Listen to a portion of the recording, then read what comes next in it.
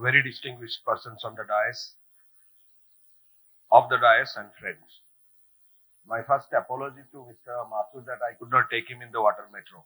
I actually gave a water metro treat to some other people, and that time he had to catch a flight, so he could not do this.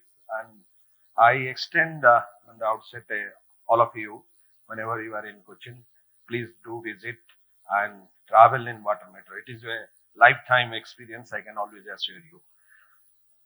Well, in this particular conference, I'm not going to talk technology. Little bit of things technology I'll speak. If I ask a question, which is normally asked in many fora, which is the best film scene ever shot in India? In Indian films, which is the best scene ever shot? You will be very surprised that till date, the best scene has been regarded is a movie directed by Satyajit Ray way back in the 50s, a film called Pathar Panchali. There is a scene there where a small boy named Apu, along with a small girl, Durga, coming from one side of the actually screen and seeing a train just crossing that. Most of the people, international directors and everybody, they say this scene is the best ever shot scene. You know why? It's not the optics. It is the question of the curiosity and the innocence actually read on the two children seeing a train. All of us will not actually cheat ourselves. All of us will agree to one thing. Trains evoke a kind of feeling which no other thing creates. When I was a small child in my hometown, Puri, I used to go to the station to see a train. When the steam engine, the Koilawala train with lot of actually black fumes coming out were replaced by the diesel locomotives, I was not very happy. I think it was looking very good. Now sustainability and energy efficiency, people will actually disagree. Well, that was that time, it was the issue.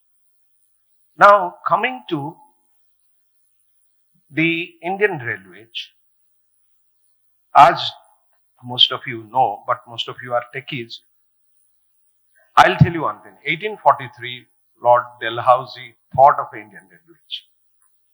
1853, we had the first train. And the first train, 34 kilometers, was dragged by 3 locomotives, not one. And 1856, actually, we had the first station, Raipuram in Chennai. From that day to 2023, I am wondering how we are only talking about railway 2.0. By this time, it should be 8.0 or 9.0. Probably, we missed the bus somewhere. Well, in 1999, when I went to Paris, I traveled in a TGV to Lyons. I was amazed that a train can be like this. And it is actually saving so much of time that it would have taken more time had I taken a flight from Paris to Lyon. Then I went to Japan, traveled in the bullet train. I was wondering when we will get it in our country. Now we have reached up to Vande Bharat. So we should not be very complacent that we have now reached Vande Bharat, so that we'll go slow. Probably it's not. We have definitely missed the bus sometime. And the kind of trains, when you go abroad, you travel double deckers, this kind of that thing. That has to come. It has to come by technology. whether it is grease or the energy efficiency or whatever. I was telling the other day, I was in a particular seminar, I was telling that, look, if an airport can run in Cochin entirely on solar power, why not in the whole railways, which has got more land, other things in the non-conventional energy only? 52% of my energy requirement in metro is met from the solar. And we are trying to reach 100% by next year. So it is possible. Now the question is that the best thing is that late starters are always having the advantage because they can use the best of the technology. So we take it this way, whether it's Greece, whether it is Indian Railways or any other organization or IBM, the things we have started late, therefore we use the best. So whether it is in signaling system or anything, we have to necessarily induct the best of the technology, whether it is AI or whether it is CPS, whether it is IoT, whatever being actually done. But I'll give you a small caution, being a cop all throughout my life, and say that look, when you generate too much of data from the IoT devices as well as from the CPS, please be very careful, because the data, unless it is been protected properly, then it will be a disastrous thing. Because all the railway infrastructure and the railways have been treated as an actually critical infrastructure. So critical infrastructure have to be protected. So once you go more digital, then these particular things have to be taken care of. And Mr. Mathur is an expert on that. I know him. I have worked with him for some time during some projects here in Delhi. What I wanted to say today is that Elets actually brings a lot of diverse people together who have dissenting views. I like that. If there is a dissent, then only we can evolve. So, what in this particular hall, there will be people who will be dissenting with the IBM, or maybe with somebody, with Dr. Bass. That will give actually some kind of food for thought to take us further and forward. And I was wondering one other thing. When I went and joined the metro is very, very, very actually advanced in all kind of things. It has the engine room looks like a cockpit, and you don't have to do much. Everything is automated. And it has AFC gates, etc. Why not we actually take some of them and induct into the actually railway system? Obviously, most important thing what everybody at the policy level have to think about, railway is for whom? For the people. So, what they will get if we are doing something? If we are getting actually the solar energy to run the trains, what the people get? Whether it runs by electricity or whether it runs by diesel, it doesn't mean anything to a common man. It may be having indirect effect, the carbon emission is less, this, that. But first of all, a particular person who wants to travel in the train wants to get the ticket quickly. When he goes to the train, the TT should not say, "Tumhara seat koi dusra le gaya," that kind of thing. And the third thing is that when he sits there, he can charge his telephone, or he can get some internet, and he can actually get some food, and he should actually reach the destination safely without an hassle. All these things have to be taken care of whenever we talk about technology. Other than technology, nobody will be used. This is how we have to necessarily at the policy level to think, and step by step we have to do this particular thing. It cannot be done in one go. Now, just think of a situation. MD Saab was telling me, he was actually posted in Palghat. In Palghat division, every now and then, even now, sir, the elephants die. When elephants crossing the line, they will die. Can we not use some technology to see that the elephants do not die? It is possible. I saw some papers by railway engineers only, and they will put sensors and kind of things. So these kind of things also can be always done.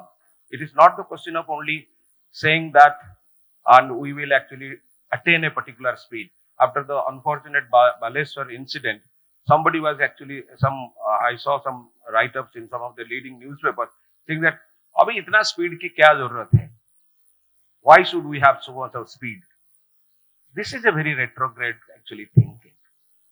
People want the speed to reach the destination quickly. So you modify whatever you want to do. You want to do the track work, or you do the magnetic tracks, or whatever you want to do it. Now, these particular things, all these things can be done by all of you. And you are extremely competent bunch of people here. Dr. Bass, he is actually leading the mission from the Ministry of Home Affairs, because I was attached with that for some time. For a lot of good things have come. But how it is to be used and what results it will give, especially to the common people, unless until we think that our all endeavors will be actually there. You take the actually example of the Facebook. They have actually made a complete interface with the people so much that the fellow who doesn't open the Facebook, he has no digestion in the morning. That kind of situation has happened. So they have actually glued you to that, and they are giving that particular thing to you. So what I wanted to say is that railway is such a subject that we can talk hours. Technology is good, but technology has got also its flip sides. Whenever we actually do some research, that part also has to be taken care of, must be kept in mind. Take the example of the water metro. Well, it has got rave reviews all over the world. You know, but the simple thing is that the technology that actually changed everything. There are a lot of boats in the Cochin backwater. Why people are talking about this particular thing? Because this boat actually doesn't produce any sound. You just feel there is no splash. You feel that you are sitting on a very beautiful Mercedes car. You can walk very comfortably in your desk, sitting there. There is no tilting, nothing. And the boat gets charged, and it takes 100 passengers. And the boat it charges in only 15 minutes. Total 100%. We charge it. Actually 60% charge is enough for taking that. So we do it in 7 minutes, 7 to 8 minutes. How do we do it? That was the actually research these people did.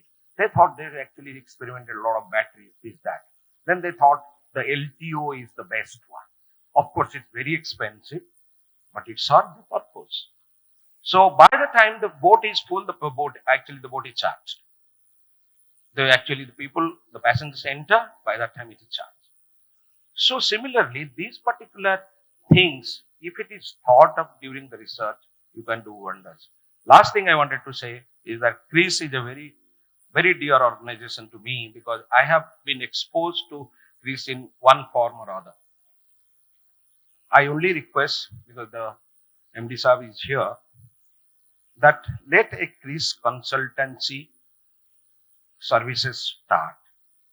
Day before yesterday, when I was actually clearing a file relating to the phase 2 of Cochin Metro, which we are building now, about the IT integration relating to signaling and beyond signaling, and the cyber security, which is now compulsory for all the metros, I said that let the consultancy be done by CRIS.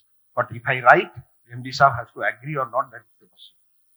I am actually saying that let it be at the board level or something be put up, so that they are the best people for this particular kind of work. So let them actually have that services to guide us how to go about it. Thank you, Elets. Thank you, Gupta Sahab. Thank you, everybody, and just bearing with me to talk something which may be actually not of any use to you. Anyway, that is what I thought is proper, that to say that we can do good. See, in 2015, and I remember the Honorable Prime Minister sent a tweet saying that after so many years, at least, railway is not thinking in terms of passengers and coaches. It also thinks about the overall improvement through use of technology. So that be the case, and let the railway prosper, and let the railway be our railway now, which is the fourth largest railway in the whole world. Let them be the best in the world in very quickly, and let the 2.0 be 3.0 very quickly. Thank you.